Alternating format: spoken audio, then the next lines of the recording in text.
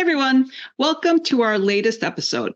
Today, we are honored to welcome Andrea Johnson, who is a transformational leadership coach dedicated to enhancing the leadership landscape. Andrea empowers executives and founders to lead with authenticity, conviction, and confidence so that they make a positive impact on their lives, organizations, and communities.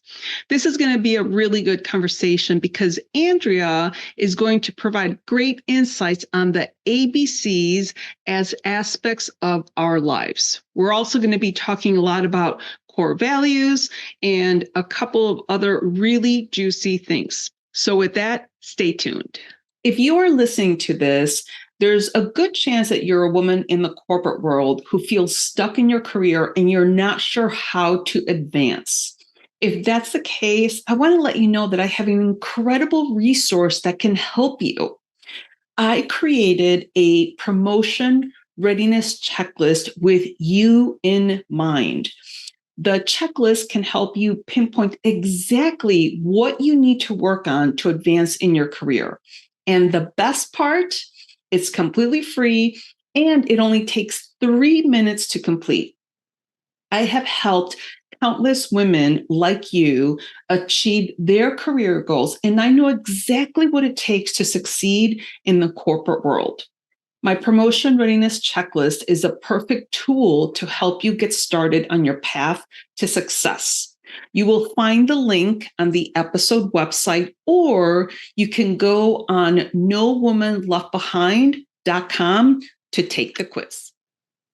Hey, Andrea, thank you so much for joining me today. I am so happy to be talking to you. I know we're going to be talking about a lot of things regarding women empowerment. And I know that you are a transformational leadership coach and you talk about the ABCs. So let's start there. Sure. I am a transformational leadership coach, and I'm excited to be here. I find that the more I talk about this kind of thing with other people, the more I learn. And I think that that's part of transforming is this consistent daily work.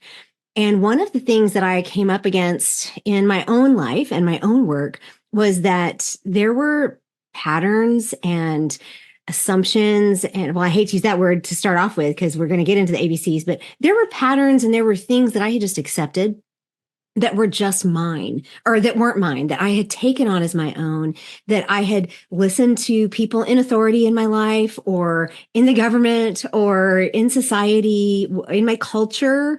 And growing up overseas, my culture was different than a lot of people. But I realized at one point, and well, that I just had all this, what I would call cognitive dissonance against things that, how do I hold this intention with that? How does this make sense with that? And I had to start taking a really good, solid look at what I was assuming about the world and what my beliefs were, because we all want to stand on beliefs. We all want to say, but I believe this and I believe that. Mm-hmm. And then realize too, the whole conversation around how I've been conditioned to automatically think certain things or affiliate with certain groups or assimilate into certain things in certain ways. And I started calling those my ABCs, my assumptions, my beliefs, and my conditioning. And when I talk to people about them, I find that it really resonates with people because in our society, we talk about the things that we believe and the things that we value, but we don't really talk about how the things that we've learned from the time we could walk or talk or before have kind of built up a certain way that we view the world, a certain way that we do things, a certain way that we're going to believe things. And then all of that kind of creates assumptions that we have. Mm-hmm. And I mean, I got on to this interview with a contact lens that wasn't working. And I assumed that you would be like, let's go. And you were very gracious and you said, go fix it. And so but that's just my assumption based on this conditioning that I have that I need to show up and I need to be ready, so that's just a really very small practical example. But I think when we don't understand what our own ABCs are and we're not willing to look at them, we will be in consistent conflict with ourselves or with others. And none of us like that. Yes, absolutely. Well, first of all, I love that you called it ABCs because, it's like kind of the Cool. beginning, Yeah. but especially this conversation is going to be so good, especially for women in the corporate space, because I know several people that have been in jobs for a very long time, and they are assuming that they can't get a better job. They're Mhm. assuming that if they get another job, they're going to have to start all over again, and it's not going to be as good, and they have to prove themselves all over. But my thought process is, but you don't know. You're just assuming that you don't know if you could get a better job. Yes, there's always a chance that it could be a little bit worse situation than what you are, but you create that, right? So you Right. can make it better, you can make changes.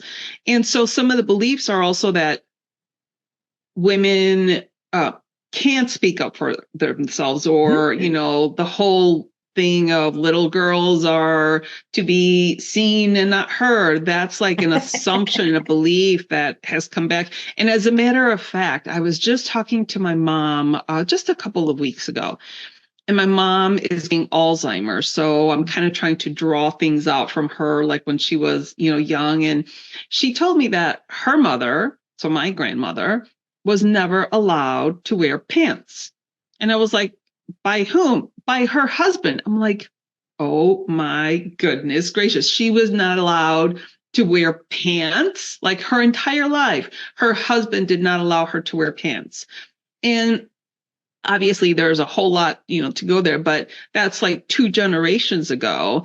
And now I'm thinking to myself, I'm like, oh my gosh, there's no way in heck that would happen now in the United States. At least I hope not. But though that conditioning comes Mhm. back, and that's so hard. And your assumptions and your beliefs, you at least have a little bit of control because you could see the other person's perspective. Or I have a 23-year-old daughter. She often tells me, no, mom, about X, Y, or Z. And then she educates me. She helps me educate myself. But the conditioning, Andrea, that's so ingrained in us. So if you're conditioned to, let's just assume someone that says they're shy or they're an introvert, Mhm. is that them or is that the conditioning? So what experience do you have with that conditioning piece? Well, I come from a very conservative background. I grew up overseas. My parents were missionaries. My husband is a pastor. My dad was a pastor. So I come from this evangelical background where they have very specific ideas about women, very specific assumptions about women. And I did not always accept that. And I don't fit that mold. I mean, I'm not the quiet person. I'm not going to keep my opinions to myself. I mean, I'm learning as I age. It's like there's a certain time to speak and a certain time not to speak. But I really bumped up against that a lot. And so I was told that over and over. Not everybody wants to hear your opinion, Andrea. You don't always have to insert yourself into every situation. You're so bossy. And I'm like, I'm just the leader, right? And as I've aged, I've learned that there are things about me that were showing up when I was a small child that are just wired into me. That's how I am made. And there's nothing wrong with it. Mhm. Now, do I need to be aware of what's going on around me and how I can best um, show up in a way that is gracious to myself and to others? Yeah, but that takes wisdom and time and age and lots of really good mentoring or coaching. And so, what I have come to understand is that anytime we're not willing to ask why about something is the first red flag that there's some conditioning underlying an assumption or a belief that we don't realize is there. Right. So Mm. if we say to, like, we're talking to corporate women, and I did this for 25 years, not in corporate, I was actually in higher education, but it's similar. And I was in schools of medicine and administrative operations management. And I would have women who would say to me, well, I don't have a degree, so I can't even go for that job. And now, granted, I understand there's reasons for all of that, but I'm a rule breaker. And I'm like, Mhm. who says? Well, it says it right there. I'm like, but you can't, you have to ask, right? And so the consistent I can't do that or I can't do that. And then the statistics that show that women will look at a job and if they don't feel 100% qualified, they won't apply, whereas a man will apply at 60%, 65% qualified. And so I don't know what was different about me, but I was always willing to say, I could do that job. And I would apply for them and they'd say, like, do you know Excel? I'm like, I know Excel. I mean, I know exactly what Excel is. Have I ever used it? No. But I didn't tell them that because I figured between now and the next interview, I could go do a tutorial on Excel. And there was just something in me that always said, you've got to ask why. You've got to ask why. So I use the term terminally curious for myself. And I try to teach when I say I want to help women, other women change the culture by thinking critically, creating imaginatively, and leading effectively. It's that thinking critically part that I'm working on with women. And then I tell them, you've got to be willing to ask why. Why is it that I think I can't do this? Why is it that I think that I have to be quiet in a corporate situation? Because the work of going backwards and looking at the conditioning is hard work. Yes. I mean, it's like underwater welding kind of hard work. And, you know, I mean, because you got to go down. It's like if you do the iceberg model, it's all the stuff that's way below the surface. You might need a therapist. You might need a coach. For sure, you need other supportive women in your life. And listening to us here is a great place to start. But you need to know that as soon as you start poking around down there, you're not the only one that's going to feel the uncomfortableness. Everybody's going to feel it. The other women in your life, the women that are not willing to confront it, the other women in your job that, you know, oh, you're rocking the boat, you're going to make it hard for all of us. It's like, yes, let's make it hard so that they have to do something. A really great example is women's sports. And my husband is a University of South Carolina graduate. So if we're recording this right after the University of South Carolina women's team has been the most undefeated team and has won the women's national championship, and women's sports are now bringing in that game alone brought in more viewership and more money than any male sport like in the last 10 years or something. It's like surpassed the NBA and all that stuff. And the women's sports don't get any money for being in the tournament. Right. You know, it's just like these kinds of things that we've just accepted for so many years. And we've been willing to say, all right, well, at least I got this far. You know, I want to go this far. And some of it is, Rosie, some of it's courage that we need to have. But in order to have that courage, we need to know who we are. We need to be confident in who we are. And that's why I do core values work. But we also need to be willing to link arms with each other. When I first started my original podcast like 3 years ago, it was all about we go farther together. And, you know, it's all about unconventional leadership. You do not need to be a white male with blonde hair and blue eyes, 6'3" tall with an MBA. You don't need that. And coming through the pandemic challenged a lot of our assumptions, challenged a lot of our conditioning. And so now here we are on the other side. And I don't want us to lose that. Absolutely. Right? Absolutely.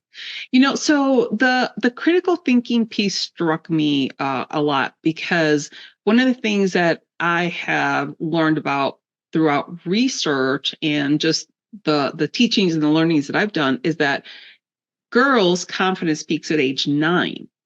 And just the other day, I was at a Rockford University and I sat on a panel. And afterwards, because I talked about the confidence piece as well, and one of the Rockford University staff came up to me and she's like, "Tell me more about that confidence, you know, with the girls peaking at age 9."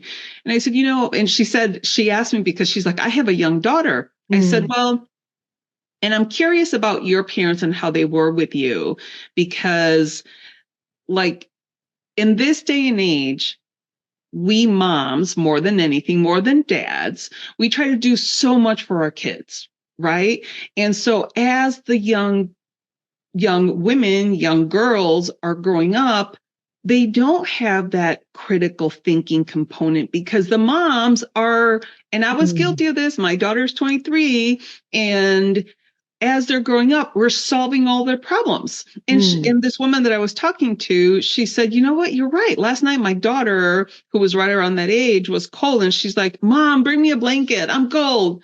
And the blanket's like right there. She's like, "Grab your own blanket." Yeah.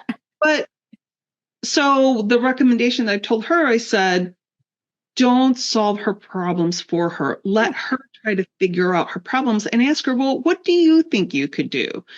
And so you said that you were kind of breaking rule or rule breaker. You were like kind of challenging the status quo since the time that you were young. So how were your parents with you? Did they kind of say, Andrea, figure it out? Or how is, because I think a lot of this has to do with the type of upbringing that you have, Sure. right? Like Yes. how your parents, either coddled you or didn't do. I mean, and there's gamuts, like there's people that are like, my parents didn't know anything about what I was doing. They were just in their own little world and they just let me figure it out. So let's talk a little bit about that. Well, I will tell you, I'm 57, which tells you I am a Gen Xer. I am like at the very top of the Gen Xers. And my parents were young when my mom was 23 when she had me. So born in the 60s, my parents were very much, they're in the they're like right at the end of the war generation. So they were very much this is what children do, therefore you will do this. And so there was a 10 to 15, almost 20-year period of time in my life where it was a consistent whittling away. And that was what they knew to do, right? And on one hand, it was a whittling away of all the pieces that like didn't fit into the mold. But on the other hand, because we grew up overseas, there was a lot of autonomy. There was a lot of, so it was a little bit of a both but there was a lot of duality that I didn't quite understand. My mother, I said, was extremely strong and extremely smart, but she put my dad through school. So it took her 14 universities and 30 years to finish cum laude at university, and she graduated through the military system, but she managed a townhome project for our mission. And she was a volunteer level GS-13 for the military in the Red Cross. And so all of these things that she did, yet she still managed to stay within that mold of this is what a Southern Baptist woman kind of needs to do. My dad, on the other hand, is very much like, this is how you do things, and therefore you go do it. And there was never you didn't do it my way. It was, this is just how you do it. Otherwise, you're on your own. And for me, there were ways in which all of that non-consistency didn't work. And I didn't handle it well. I have a history of bulimia and depression. I put myself in the hospital at 20. And because of that, I've learned so much. And I now as a coach, I look back and I say, well, we all do what we have. We all have what we have when we have it. We know what we know when we know it. My parents did the best they could. They loved me desperately. And I was their oldest. And, my sister was really easy when she came along. But as far as a rule breaker, I wasn't so much a rule breaker as my top core value is being able to think for myself. It's the autonomy of thought. And so when you tell me to do something that goes against what I'm like, I'm always asking that question. Why? Like, just do what I tell you. So for me, the confidence piece was rough because there was so much, and it wasn't because of anything that they did poorly. It was just, I was in a situation that had a lot of upheaval. I was in Seoul, Korea, for like all growing up. And that was a time of it wasn't always restful. There were some things that went on politically that were difficult. But as I grew and as I watched my mother age, I learned a lot more from her. And we lost her in 2017 to breast cancer after, I don't know, 15 years or 13 years. But I watched her die really well in that she spent those last years that she had making sure that anything, and she kept saying, did I say I'm sorry enough? Did I fix this enough? Did I tell you how proud I am of you? Did I, so as an adult, I can see what her intent was all along. And we had some hard conversations. I mean, some hard ones. I'm like, you said this to me, and I can't let go of it. It's like ingrained in my soul. And she's like, oh, I'm so sorry, And so what that did for me, though, was it helped me to see at 50, because we lost her 7 years ago. Is that right? But yeah. At 50, I said, I don't want to hit the finish line and go, I have to fix everything now here at the finish line. I want to start back here. And because I, at the time, had an 8-year-old son. I don't have a daughter, but I have a son who I want to be able to have him grow up into a world where he understands the value of women and he understands how to treat women. And and I challenge him. I'm not the mother that said, you can pick the blanket up. It's right there. I literally look at him and say, are your arms broken? I mean, it's like, as far as I know, your body hurts less than mine. You can walk upstairs and get whatever you need. And so yes, I think that there's that ability to teach and to grow is very important as parents. And I employ that in my parenting. We finally put him on the bus as a freshman in high school. And it's like, this has been the best thing ever because it's teaching him. And, some people are like, you waited that long? Well, yeah, we wanted time. We waited. My son is adopted. So we waited 14 years to have a son. And so taking him to school was a pleasure until it wasn't. Yes. So I think that was a long answer for you, but all of our interactions matter. And yet, as an encouragement piece, all of our interactions matter. And it doesn't matter if you're starting today or last week. They always say things like, well, last 10 years ago was the best time to start this. And when's the second best time? Now, right? So whatever it is. And so I think that when we are willing, like you're willing to be taught by your daughter, when we're willing to be taught by those younger than us, a lot of this is generational. And if we're willing to learn from other generations, there's plenty that the people younger than us can teach us. And if we're not willing to learn there, then that's problem number one. That's absolutely right. So now, obviously, we have these assumptions, beliefs, and conditioning. And the very first thing is becoming aware of it, kind of questioning yourself. But you are able to help deconstruct some of that. So what are some things that you do if someone is listening and they know that they're struggling with something and they can become aware enough that they know it's one of these assumption, belief, or conditioning? How can they start deconstructing that? I am so excited to announce that the Unlock the Leader Within membership is finally launched and live. This segment is brought to you by our very own No Woman Left Behind.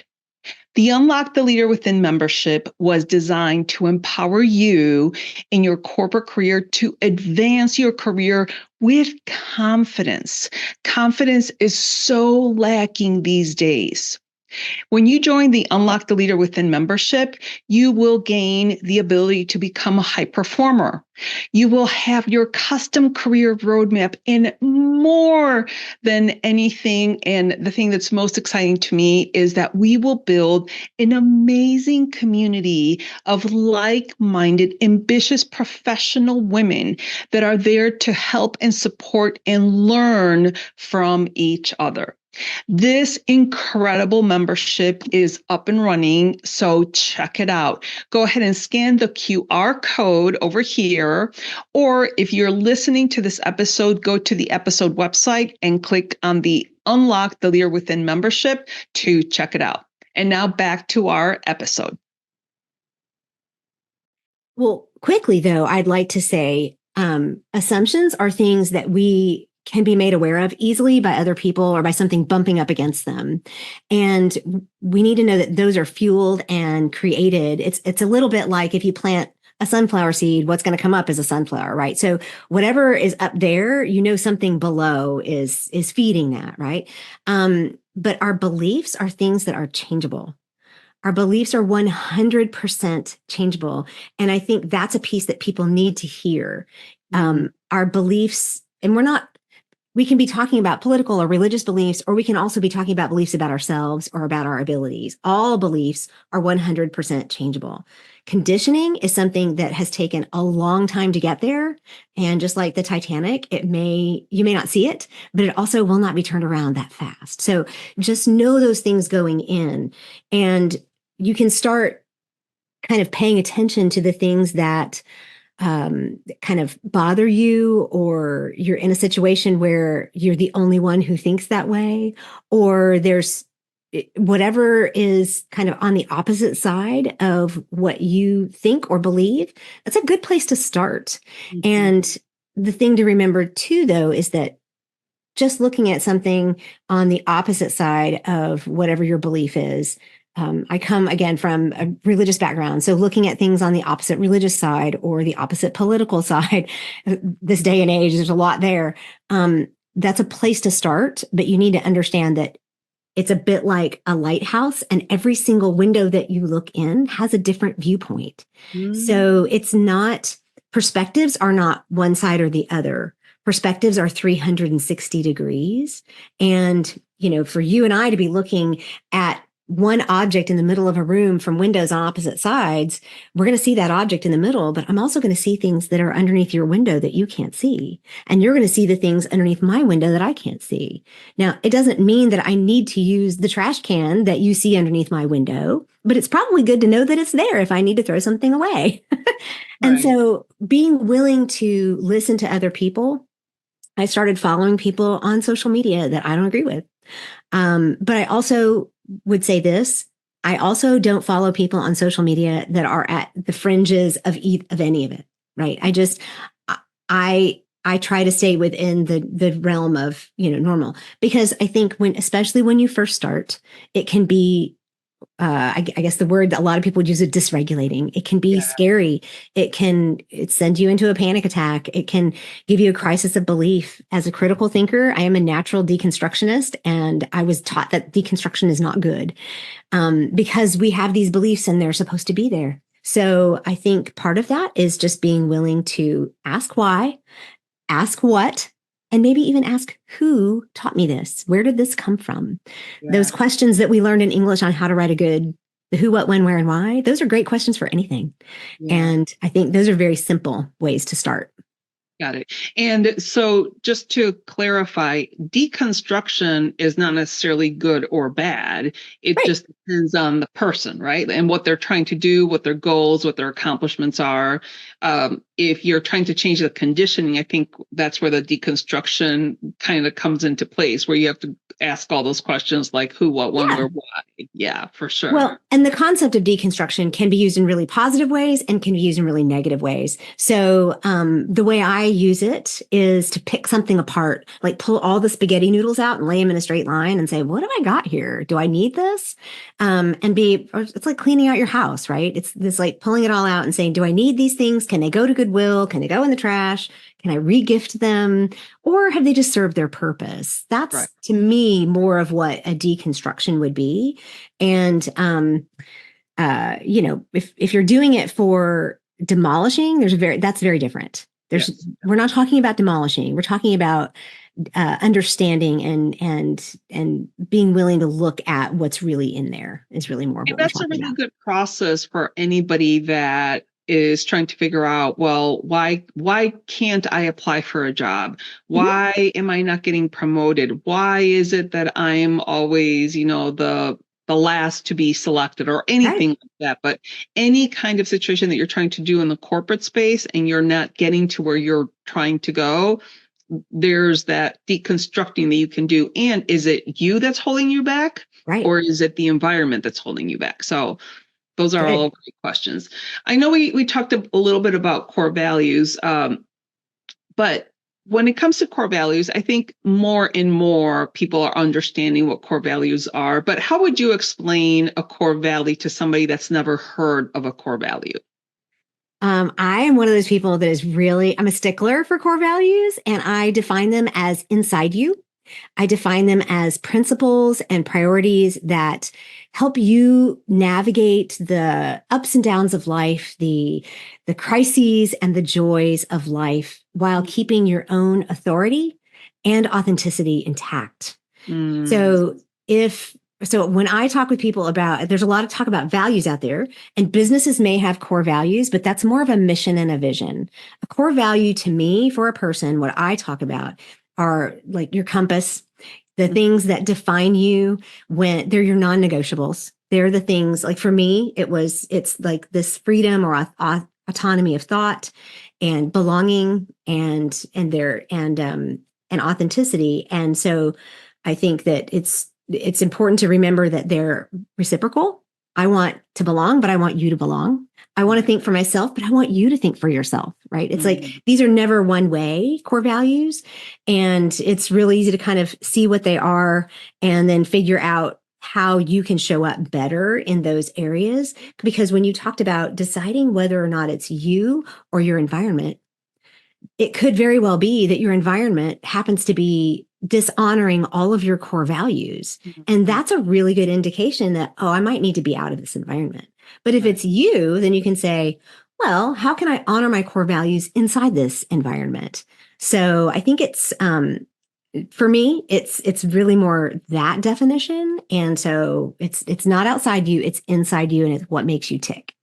Oh, I love it. And some of my core values are to always learn, to pay it forward. So pay it forward is really big for me because that's part of the reason why I do all the work that I do. I do a lot of volunteer work. I, donate my time a lot. And that's because I want other people to be aware of the power that they hold within themselves, within their knowledge, their skills to move their careers forward. So now along the values or along the core values, we also talked about influence. And I wanted to talk about influence because I'm a certified high performance coach, and one of the pillars that we talk about is influence. And a lot of people, and I want to get your opinion on this. Some of the reactions that I've had from my clients, they're like, "Oh my gosh, influence just feels icky and it feels yucky because you're trying to manipulate." I'm like, "Well, you're not trying to steal or rob or anything like that. You're trying to show your position and not necessarily convince the other person to do something, to make them do something they don't want to do, but you're trying to get that synergy. Like you said, you want to be heard, you want the other person to be heard." So I'm curious, and then the other thing is influence. People are like, "Well, I can't influence others." Well, you may or may not, but you can definitely influence yourself. And one person was like, "Oh, I never thought that I could influence myself." So I'm kind of curious what your perspective is on influence. Yeah, I'm a Maxwell Leadership-trained speaker, trainer, and coach and DISC consultant. But my very first coach was straight out of Brendan Burchard's high performance coaching. So I am very familiar, and his high performance habits was pivotal in helping me grow. But I think the word that I would use that so many people hear when they hear the word influence is coerce. And we're not looking to coerce anybody, but if you're leading anyone, so John Maxwell says it this way: leadership is influence, plain and simple. And so I think if we look at it from a different perspective, I'm a word girl. I love defining words. If you followed me at all in social media for like a year and a half, I had like a word of the day. And because I think it's important for us, that's part of the critical thinking, to know what words mean and how we're using them. But influence is another word we could use for it would be like impact. Do you want to make an impact? How are you making an impact in your family, in your church, in your community, in your school? And I actually work with people taking them from what I would call disempowered, where they're acting within the assumptions and the beliefs that they've accepted because they didn't develop a clear understanding of who they were themselves. And that's really frustrating place to be. And this is what I hear people talking to you, like when they say, "I can't apply for that job," or "I can't influence anybody else." They feel stifled, they feel unsupported. And I help move them into what I call magnetic or impactful leadership. And that's literally, it's the process of deconstructing a little bit and moving away from of imitating someone else's principles and priorities and defining your own so that you have sustainable impact and leadership. And same thing, we influence ourselves. The first person we lead is ourselves. If we can't lead the person in the mirror, we have no business leading anybody else, right? And it doesn't mean we have to be the most perfect person or the most disciplined person, but it means that we have the authority to act in accordance with our core values and who we are. We get to enjoy and be empowered by our work. We have confidence to set and honor our boundaries. We can facilitate change. How many women that you talk to want to facilitate change somehow? That's influence, right? Yeah. Facilitating change is all influence. And all of that leaves us feeling fulfilled and understood. So that's my perspective on it. I think I it's love beautiful. that. I love it so much more than I love that magnetic word. I think that was like Yeah. really pivotal for me there. Now, I want to shift a little bit to talk about a little bit about you and your Okay. story. So, how did you become a transformational leadership coach? And I know that you were raised abroad and you moved around a lot. So, how did you get to where you are today when it comes to your journey?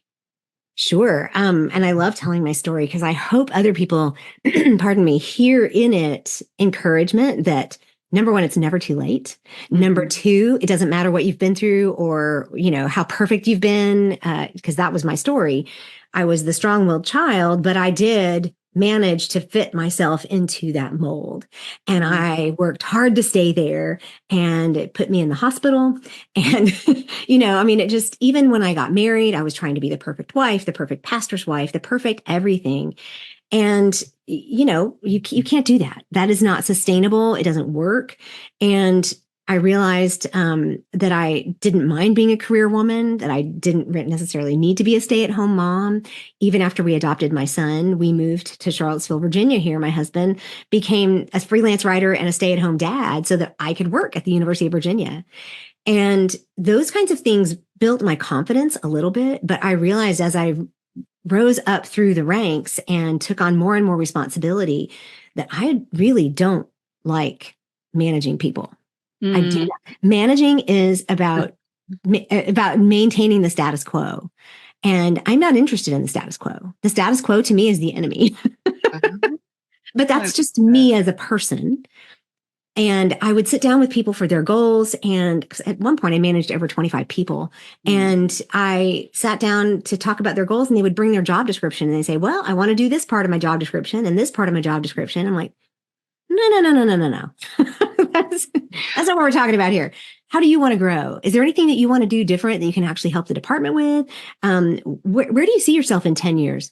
Well, I hope I can retire in 10 years. It's like, no, no, no, no, no. I can't do this.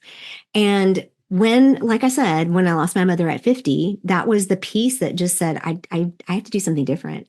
And a friend and colleague, I had known her since I was 17, introduced me to John Maxwell. And at first I wasn't really sure, but then I was like, oh, okay. And this could actually be something I could do.